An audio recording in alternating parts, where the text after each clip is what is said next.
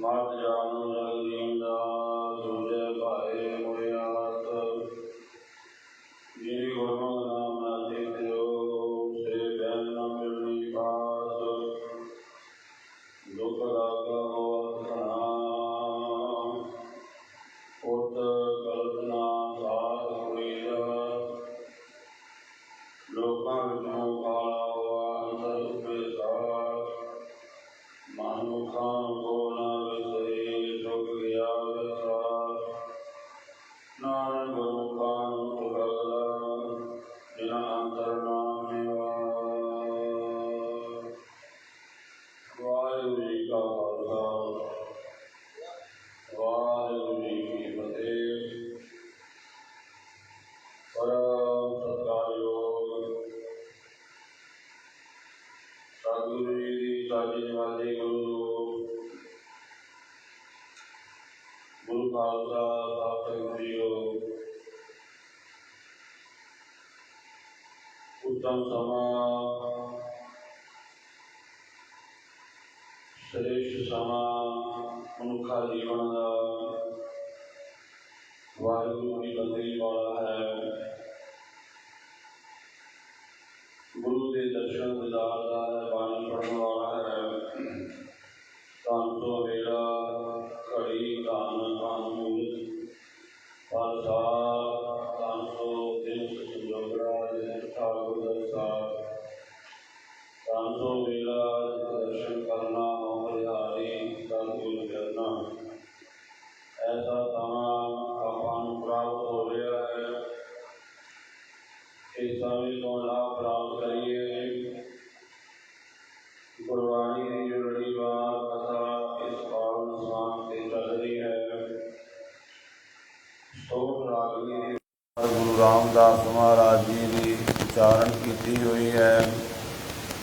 ਸ਼ਲੋਕ ਇਹਦੇ ਵਿੱਚ ਨਾਲ ਦੂਸਰੇ ਗੁਰੂ ਸਾਹਿਬਾਨਾਂ ਦੇ ਵੀ ਹਨ। ਸਤਿਗੁਰੂ ਪਾਤਸ਼ਾਹ ਪਾਵਨ ਬਾਣੀ ਦੁਆਰਾ ਜੋ ਉਪਦੇਸ਼ ਬਖਸ਼ਿਸ਼ ਕਰ ਰਹੇ ਹਨ, ਵਾਹਿਗੁਰੂ ਪਰਮਾਤਮਾ ਦੀ ਇਹ ਜੋ ਖੇਡ ਰਚੀ ਹੈ ਸੰਸਾਰ, ਇਹ ਬੜੀ ਹੀ ਵਿਚਿੱਤਰ ਖੇਡ ਹੈ। ਇਸ ਦਾ ਅੱਜ ਤੱਕ ਕਿਸੇ ਨੂੰ ਭੇਦ ਨਹੀਂ ਆਇਆ। ਇਸ ਬਾਰੇ ਕੋਈ ਜਾਣ ਨਹੀਂ ਸਕਿਆ। ਇਸ ਕਰਕੇ ਸਤਿਗੁਰੂ ਪਾਤਸ਼ਾਹ ਜੀ ਕਹਿੰਦੇ, ਭਾਈ ਮਨੁੱਖ ਦਾ ਬਸ ਇਹੀ ਫਰਜ਼ ਹੈ ਕਿ ਉਸ ਅਕਾਲ ਪੁਰਖ ਵਾਹਿਗੁਰੂ ਨੂੰ ਜਪੇ। ਇਸ ਸੰਸਾਰ ਨੂੰ ਪਰਮਾਤਮਾ ਨੇ ਕਿਉਂ ਰਚਿਆ ਹੈ, ਕਿਵੇਂ ਰਚਿਆ ਹੈ, ਇਹ ਉਹ ਆਪ ਹੀ ਜਾਣਦਾ ਹੈ। ਮਨੁੱਖ ਨੇ ਜੇ ਸੁਖ ਪ੍ਰਾਪਤ ਕਰਨਾ ਹੈ ਤਾਂ ਉਸ ਦੇ ਨਾਮ ਨੂੰ ਜਪੇ। ਸਤਿਗੁਰੂ ਪਾਤਸ਼ਾਹ ਬਖਸ਼ਿਸ਼ ਕਰ ਰਹੇ ਹਨ। 643 ਅੰਗ ਤੇ ਸ਼ਲੋਕ ਮਹੱਲਾ ਤੀਜਾ। ਧੰਨ ਗੁਰੂ ਅਮਰਦਾਸ ਮਹਾਰਾਜ ਜੀ ਦੇ ਅੰਮ੍ਰਿਤ ਬਚਨ ਆਏ ਹਨ। ਪੂਰਬ ਲਿਖਿਆ ਕਮਾਵਣਾ, ਜੇ ਕਰਤੈ ਆਪ ਲਿਖਿਆਸ। ਪੂਰਬ ਜੋ ਸਮਾਂ ਬੀਤ ਚੁੱਕਾ ਹੈ, ਸਾਡੇ ਮਸਤਕ ਦੇ ਉੱਪਰ ਜਿਹੜੇ ਲੇਖ ਲਿਖੇ ਨੇ ਵਾਹਿਗੁਰੂ ਪਰਮਾਤਮਾ ਨੇ ਲਿਖੇ ਨੇ, ਪਰ ਉਹਨੇ ਵੇਖ ਕੇ ਲਿਖੇ ਨੇ ਜਿਵੇਂ ਦਾ ਕੋਈ ਜੀਅ ਦਾ ਸੁਭਾਅ ਪਿਛਲੇ ਜਨਮਾਂ ਦਾ ਹੈ, ਜਾਂ ਇਹਦੇ ਜਿਹੜੇ ਕਰਮ ਹਨ ਉਹਦੇ ਮੁਤਾਬਕ ਵਾਹਿਗੁਰੂ ਸਾਡੇ ਮਸਤਕ 'ਤੇ ਲੇਖ ਲਿਖ ਦਿੰਦਾ ਹੈ। ਮਹਾਰਾਜ ਕਹਿੰਦੇ ਪੂਰਬ ਲਿਖਿਆ ਕਮਾਵਣਾ, ਤੇ ਜੋ ਪੂਰਬ ਲਿਖਿਆ ਹੋਇਆ ਮਨੁੱਖ ਉਹੀ ਹੁਣ ਕਮਾ ਰਿਹਾ, ਉਹੀ ਕਰ ਰਿਹਾ ਹੈ। ਉਸੇ ਮੁਤਾਬਕ ਇਹ ਚੱਲ ਰਿਹਾ ਹੈ। ਆਪਾਂ ਜੀਵਨ ਨੂੰ ਬਦਲਣਾ ਵੀ ਚਾਹੀਏ ਤੇ ਬਦਲ ਨਹੀਂ ਸਕਦੇ, ਕਿਉਂਕਿ ਜੋ ਸਾਡੇ ਮਸਤਕ 'ਤੇ ਲਿਖਿਆ ਹੋਇਆ ਹੈ ਉਹਨੂੰ ਚੇਂਜ ਕਰਨਾ ਸਾਡੇ ਵੱਸ ਦੀ ਗੱਲ ਨਹੀਂ ਹੈ। ਉਹਨੂੰ ਤਬਦੀਲ ਕਰਨਾ ਸਾਡੇ ਵੱਸ ਦੀ ਗੱਲ ਨਹੀਂ ਹੈ। ਮੋਠ ਗੋਲੀ ਪਾਈਣ ਵਿਸਰਿਆ ਗੁਣਤਾਸ। ਮਹਾਰਾਜ ਕਹਿੰਦੇ ਹੁਣ ਜੀਵ ਨੂੰ ਰੱਬ ਵਿਸਰਿਆ ਕਿਉਂ ਹੈ? क्योंकि ये कीते हुए कर्मां दे मुताबक ये विच वाहिगुरू ने मोह की ठग बूटी पा दी है। जीव के कर्मां की ही सारी खेड। आपां 12 माह की बाणी पढ़ते हैं, उत्थे महाराज जी ने जो कर्मां वाले वचन आखे ने, किरत कर्म के विछड़े कर किरपा मेलो राम। ये भी वचन आए ने ना आरंभ दे विच। आरंभ दे विच महाराज ये कहते ने, कीते हुए कर्मा करके तेरे तो विछड़े हाँ, तू किरपा कर। दूसरा वचन आउंदा है, जैसा बीजै सो लुणै कर्मा संदड़ा खेत। ये भी 12 माह की बाणी विच आउंदा है भी जिस तरह का ये सरीरक खेत है, ये जिस तरह के कर्म बीजेगा उही कुछ वढ़ना पेगा, उही कुछ प्राप्त होएगा। जैसा बीजै सो लुणै कर्मा संदड़ा खेत। तीसरा महाराज वचन कहते ने, कतक कर्म कमावने दोष न काहू जोग। परमेश्वर ते भुलिया व्यापन सभे रोग। वे मुख होए राम ते लगन जन्म योग। कर्मां की बहुत वड्डी फिलासफी है। वाहिगुरू परमात्मा के चरनां विच अरदास बेनती, असीं अपने कीते हुए कर्मां करके तेरे तो विछड़ गए हैं। मलाप किवें होवेगा? महाराज कहते कुछ कर्म ऐसे ओ कर, बेनती कर, क्योंकि जो तू बीजेगा वह तेन फल जरूर प्राप्त होवेगा। वो कर्म कर जिहड़े रब दे नेड़े लै जान। आपां हर रोज़ ये श्लोक पढ़ते हाँ, चंगियाइयां बुरियाइयां वाचै धर्म हदूर। करमी आपो अपनी के नेड़ै के दूर।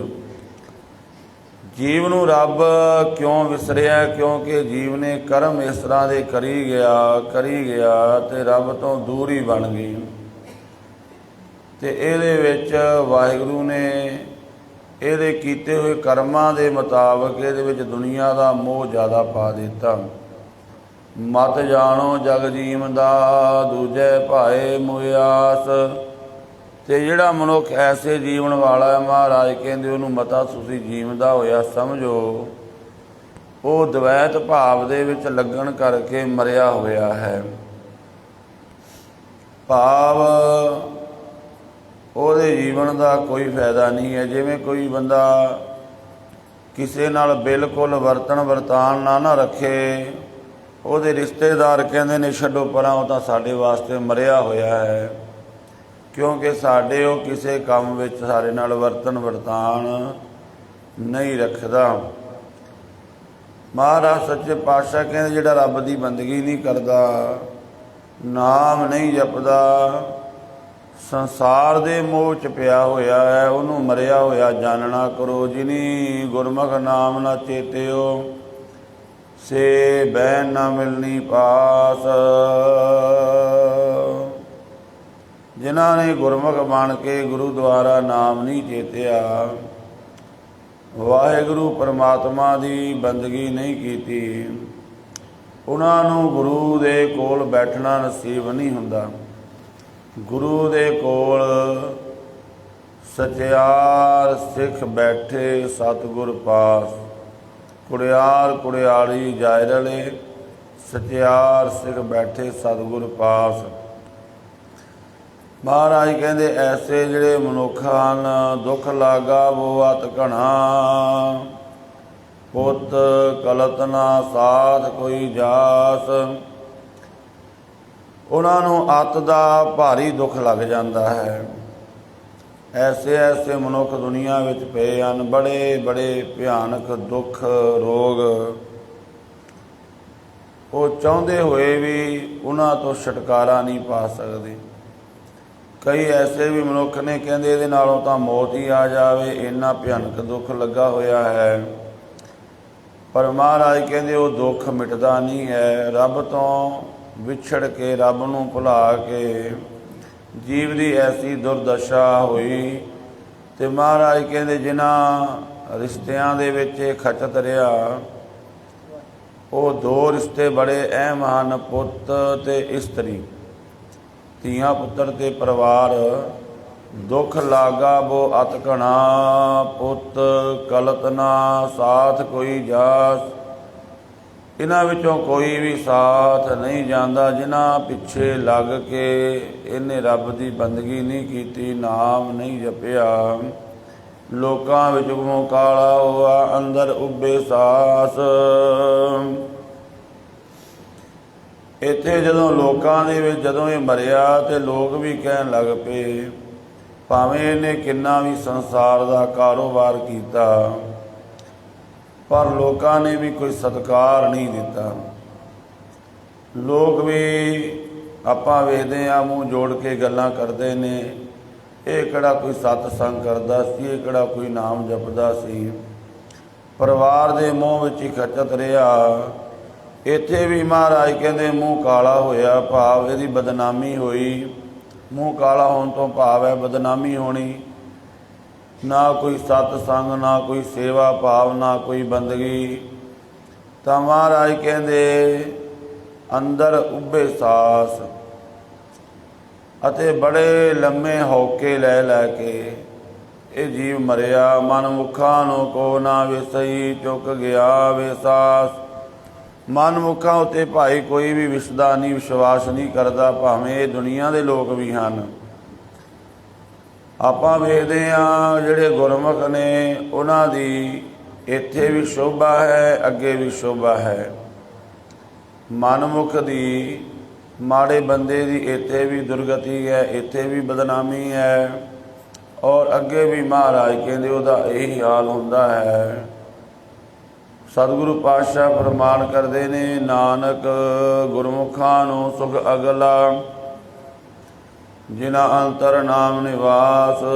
ਜਿਨ੍ਹਾਂ ਗੁਰਮੁਖਾਂ ਦੇ ਅੰਦਰ ਵਾਹਿਗੁਰੂ ਦੇ ਨਾਮ ਦਾ ਨਿਵਾਸ ਹੋ ਗਿਆ, ਨਾਮ ਜਪਿਆ ਜਿਨ੍ਹਾਂ ਨੇ, ਉਹਨਾਂ ਨੂੰ ਮਹਾਰਾਜ ਕਹਿੰਦੇ ਆਗੇ ਸੁਖ ਮੇਰੇ ਮੀਤਾ, ਪਾਛੇ ਆਨੰਦ ਪ੍ਰਭ ਕੀਤਾ।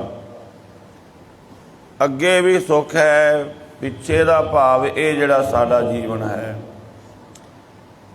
ਇੱਥੇ ਵੀ ਸੁੱਖ, ਅੱਗੇ ਵੀ ਉਹਨਾਂ ਨੂੰ ਸੁੱਖ ਦੀ ਪ੍ਰਾਪਤੀ। ਆਗੇ ਸੁਖ ਮੇਰੇ ਮੀਤਾ, ਪਾਛੇ ਆਨੰਦ ਪ੍ਰਭ ਕੀਤਾ। ਪਰਮੇਸ਼ਰ ਬਣਤ ਬਣਾਈ, ਫਿਰ ਡੋਲਤ ਕਤਹੂ ਨਾਈ।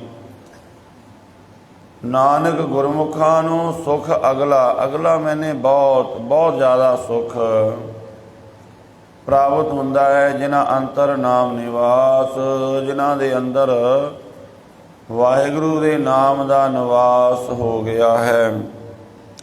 ਆਪਾਂ ਕੋਈ ਵੀ ਚੀਜ਼ ਦਾ ਚਿੰਤਨ ਕਰਦੇ ਹਾਂ ਨਾ, ਉਹ ਸਾਡੇ ਮਨ ਵਿੱਚ, ਦਿਲੋਂ ਦਿਮਾਗ ਵਿੱਚ ਵਸ ਜਾਂਦੀ ਹੈ। ਕੋਈ ਵੀ ਚੀਜ਼ ਆਪਾਂ ਵਾਰ-ਵਾਰ ਯਾਦ ਕਰੀ ਜਾਈਏ ਤਾਂ ਇਸ ਤਰ੍ਹਾਂ ਮਹਾਰਾਜ ਕਹਿੰਦੇ ਸੰਸਾਰ ਨੂੰ ਯਾਦ ਨਹੀਂ ਕਰਨਾ, ਨਿਰੰਕਾਰ ਨੂੰ ਯਾਦ ਕਰਨਾ ਹੈ। ਜਿਨ੍ਹਾਂ ਨੇ ਨਿਰੰਕਾਰ ਨੂੰ ਯਾਦ ਕੀਤਾ, ਨਿਰੰਕਾਰ ਨਾਮ ਵਾਹਿਗੁਰੂ ਦਾ ਉਹਨਾਂ ਦੇ ਮਨ ਵਿੱਚ ਵਸਿਆ। ਮਹੱਲਾ ਤੀਜਾ। ਸੇ ਸੈਣ ਸੇ ਸੱਜਣਾ, ਜੇ ਗੁਰਮੁਖ ਮਿਲੈ ਸੁਭਾਏ। ਅਸਲ ਵਿੱਚ ਸਾਡੇ ਸੱਜਣ ਮਿੱਤਰ ਕੌਣ ਹਨ? ਜੋ ਗੁਰਮੁਖ ਹਨ, ਅਸਲੀ ਮਿੱਤਰ ਹਨ ਸਾਡੇ ਗੁਰਮੁਖ, ਨਾਮ ਜਪਣ ਵਾਲੇ, ਬੰਦਗੀ ਕਰਨ ਵਾਲੇ। ਮਹਾਰਾਜ ਕਹਿੰਦੇ ਸੇ ਸੈਣ ਸੇ ਸੱਜਣਾ, ਜੇ ਗੁਰਮੁਖ ਮਿਲੈ ਸੁਭਾਏ। ਉਹੀ ਸਾਡੇ ਮਿੱਤਰ ਨੇ ਜਿਹੜੇ ਗੁਰੂ ਨੂੰ ਆ ਕੇ ਮਿਲਦੇ ਨੇ, ਵਾ ਸੰਗਤ ਵਿੱਚ ਬੈਠਦੇ ਨੇ। ਸਹਿਜ ਸੁਭਾਅ, ਜਿਨ੍ਹਾਂ ਨੇ ਆਪਣਾ ਇਹ ਨੇਮ ਆਪਣਾ ਬਣਾਇਆ ਹੋਇਆ ਜੀਵਨ ਦਾ ਅਸੂਲ, ਅਸਲ ਵਿੱਚ ਉਹ ਸਾਡੇ ਸੱਜਣ ਹਨ, ਮਿੱਤਰ ਹਨ। ਸਤਿਗੁਰੂ ਕਾ ਭਾਣਾ ਅਨਦਿਨ ਕਰੇ, ਸੇ ਸੱਚ ਰੇ ਸਮਾਏ। ਉਹ ਹਰ ਰੋਜ਼ ਸਤਿਗੁਰੂ ਦਾ ਭਾਣਾ ਕਰਦੇ ਹਨ, ਭਾਵ ਮੰਨਦੇ ਹਨ। ਭਾਣਾ ਸ਼ਬਦ ਵੈਸੇ ਆਪਾਂ ਇਹਨੂੰ ਗਲਤ ਪਾਸੇ ਵਰਤਣ ਲੱਗ ਪਏ। ਜਦੋਂ ਕੋਈ ਅਚਾਨਕ ਕੋਈ ਨੁਕਸਾਨ ਹੋ ਜਾਵੇ ਤੇ ਆਪਾਂ ਕਹਿੰਦੇ ਆ ਕਿ ਭਾਣਾ ਵਰਤ ਗਿਆ। वैसे भाणा शब्द बड़ा चंगा वधिया शब्द है, सुंदर शब्द है। भाणे का भाव है रजा। गुरमुख उन्होंने सतगुरु का भाणा भावदा, सतगुरु की रजा भावदी है। ताई ते महाराज कहते ने तेरा भाणा तुहां मनाए जिसनों होए दयाला। फिर भाणे दे विच ही जीव का जन्म होंदा है, भाणे दे विच ही मौत होंदी है। दोवां विच फर्क कोई नहीं है। वो भी भाणा है, जन्म भी भाणे विच है, मरण भी भाणे विच है। पर मौत होवे ते आपां कहंदे कि भाणा वरत गया, जद कि जन्म ही साडा भाणा है। उदों भाया है तां ही जन्म होया है। तो महाराज सच्चे पातशाह जी कहते सतगुरु का भाणा अन दिन करे। सतगुरु नूं जो भावदा है गुरसिख उही हर रोज़ करते ने। सतगुरु नूं की भाउंदा है, जिवें आपां नूं की भाउंदा है अपने जिहड़े बच्चे ने वो चंगे कर्म करन, पढ़ाई करन, पढ़ लिख के वधिया अपने जीवन दे विच कामयाब हो जाण। आपां यही चाहुंदे हां, माँ प्यो हर के ही चाहुंदा है। इस तरह सतगुरु चाहुंदे मेरे गुरसिख बाणी पढ़ के अपने जीवन नूं सफल कर लैण। तां ही ते गुरु अमरदास महाराज रोज़ सानूं आवाज़ मारदे ने, आवो सिख सतगुरु के प्यारिओ गावो सच्ची बाणी। बाणी तां गावो गुरु केरी बाणियां सिर बाणी। महाराज कहते आजो भाई गुरु सिखो प्यारिओ, गुरु नूं प्यार करन वालिओ, आजो रल के बैठ के बाणी पढ़ो, नाम जपो। जिवें माँ प्यो कहंदा ना भी आओ भाई बच्चों पढ़ाई कर लो, ऐ कर लो, ऐ कर लो, चंगे कर्म। इस तरह महाराज कहते भाई आजो बाणी पढ़ो, नाम जपो।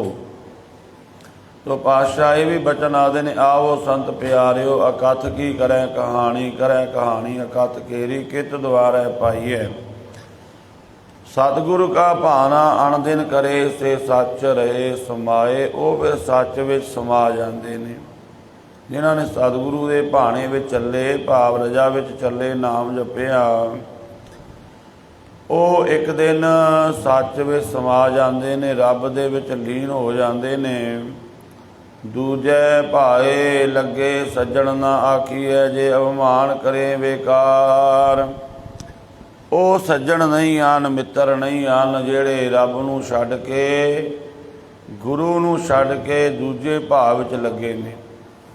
तुहाडे घर विच वो भी रिश्तेदार आउणगे जिहड़े शराब पीण वाले होणगे, माड़े कर्म करन वाले होणगे। वो कहणगे छड्डो परां की बाणी पढ़नी, नाम जपना है। महाराज कहते हो तुहाडे सज्जण नहीं, वो तुहाडे रिश्तेदार नहीं, तुहाडे मित्र नहीं हैं। पर वो भी आउणगे जिहड़े कहणगे भाई की तुहाडा नितनेम चलदा है, बाणी पढ़दे हो, नाम जपदे हो। असल विच वो सज्जण हन, वो साडे रिश्तेदार ने, सगे हैं, जिहड़े सानू बाणी दी याद कराउंदे ने, गुरु दी याद कराउंदे ने। तो महाराज सच्चे पातशाह कहंदे दूजे भाए लगे सज्जण ना आखीए, जे अवमान करें बेकार। वो तो हंकार करते हैं, सानू भी हंकार दीयां गल्लां विच ला देंदे ने, वेखो जी मैं यह कुछ कीता, मैं वो कुछ कीता। वकार वालियां गल्लां विच करके वकारां विच ला के वकारी बना देंदे ने। मनमुख आप स्वार्थी कारज ना सके सवार। मनमुख अपने स्वार्थ वास्ते बड़ा कुछ करता है। तो महाराज कहते वो किसी का कोई कारज नहीं सवार सकता। इस करके मनमुखां तो दूर ही रहना चंगा है। नानक पूर्व लिखिया कमावना कोई ना मेटन हार। मनमुख ऐसा क्यों करता है? क्योंकि उन्हें पहला ऐसे माड़े कर्म कीते ने, ਉਹਦੇ ਮੁਤਾਬਕ ਹੀ ਉਹ ਚੱਲ ਰਿਹਾ ਹੈ। ਉਹਦੇ ਮਾੜੇ ਲੇਖ ਨੂੰ ਕੋਈ ਵੀ ਮਿਟਾ ਨਹੀਂ ਸਕਦਾ।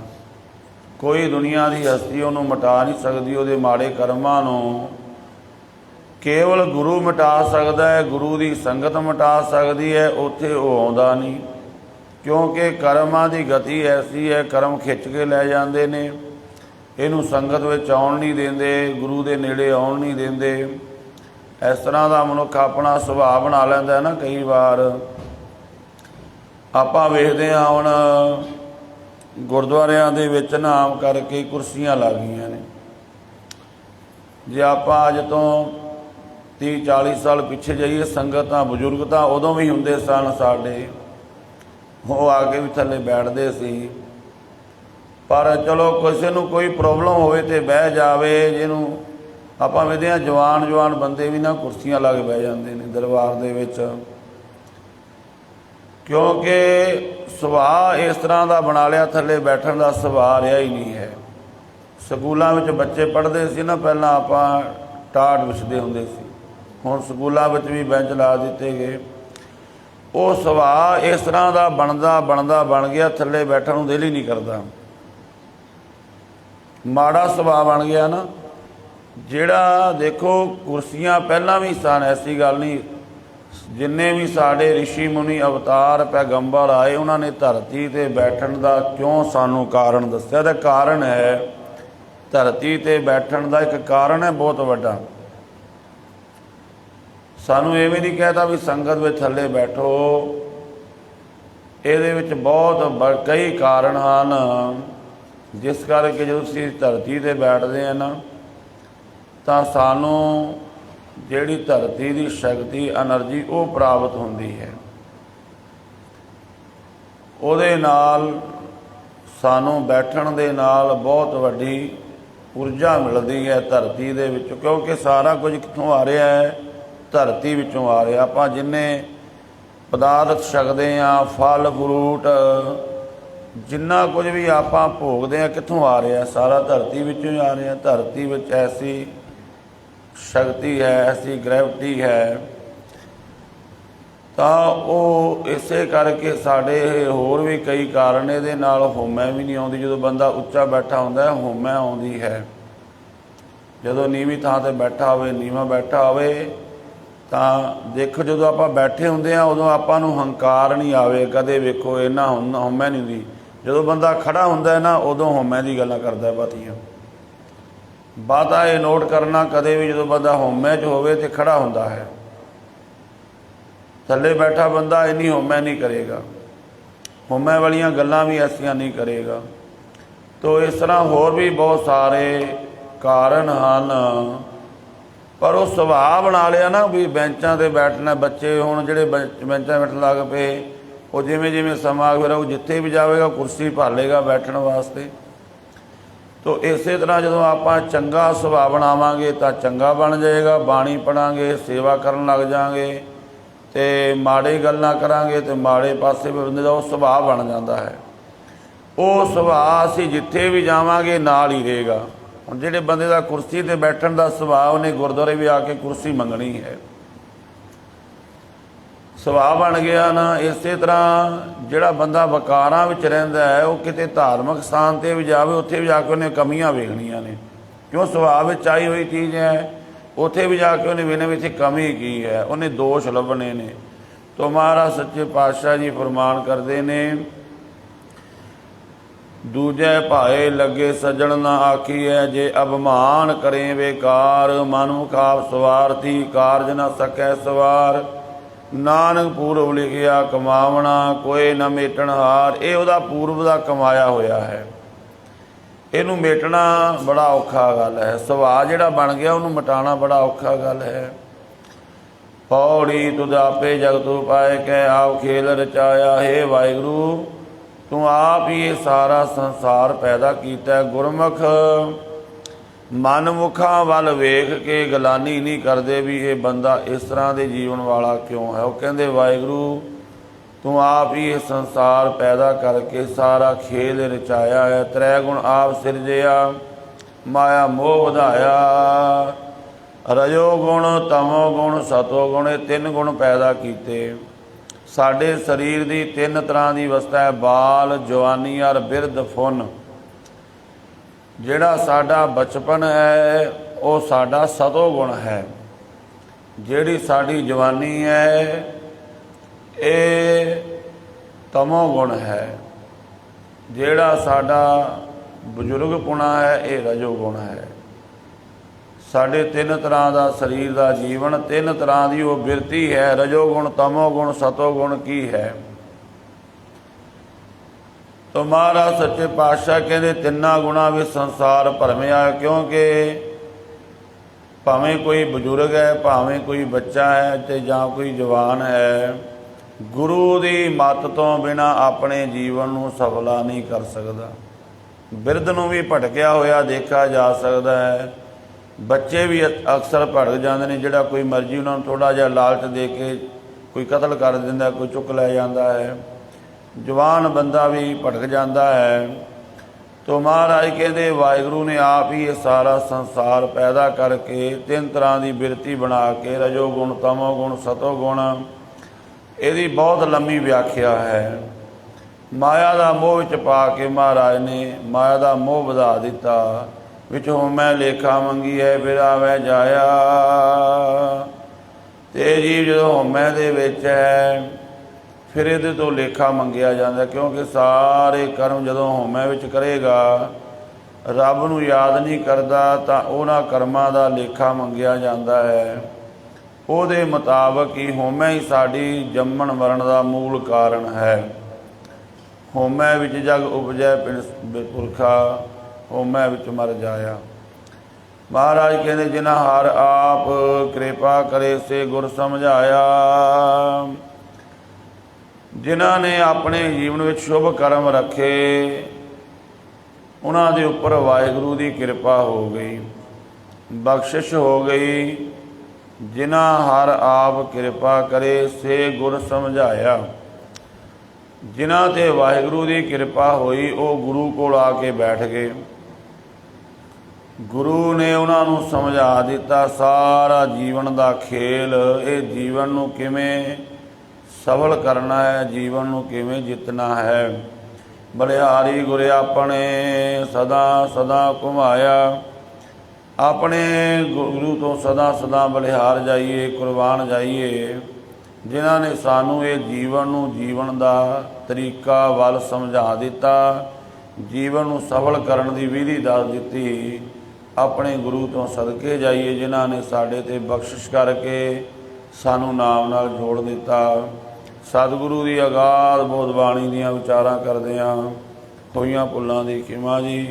वाहिगुरू जी का खालसा, वाहिगुरू जी की फतेह।